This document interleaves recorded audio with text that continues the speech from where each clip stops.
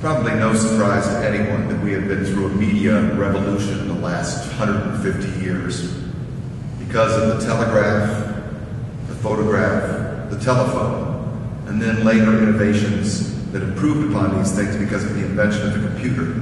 We live in a digital world, a world that is filled with hundreds of media options for everyone. As a matter of fact,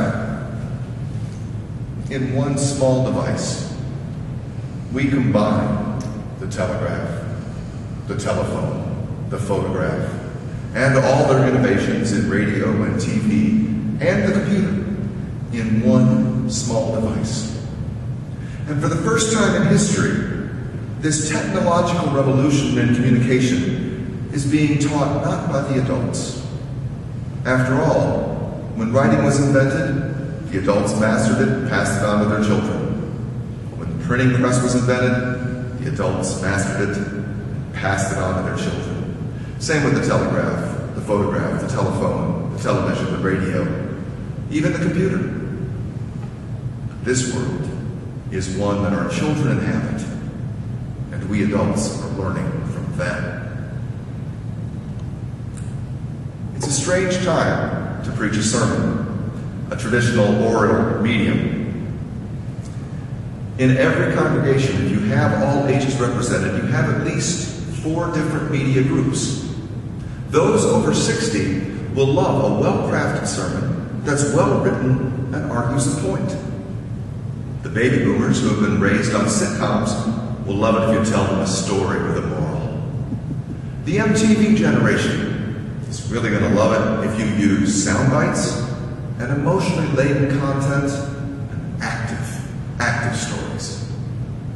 And then those under 20 who never ever hear an adult speak to them for more than 10 minutes at a time ever will be thinking, why are you still talking? When do I get to talk? So what are we going to do with a traditional oral medium in this kind of media revolution? Well, there's a lot of options. We could use the ubiquitous screen and videos like everyone does, at least in the mega churches and in some mainline churches. But with just a PowerPoint presentation, that's not that much different from an oral presentation. It's just offering some video backup, so to speak. But we have plenty of options.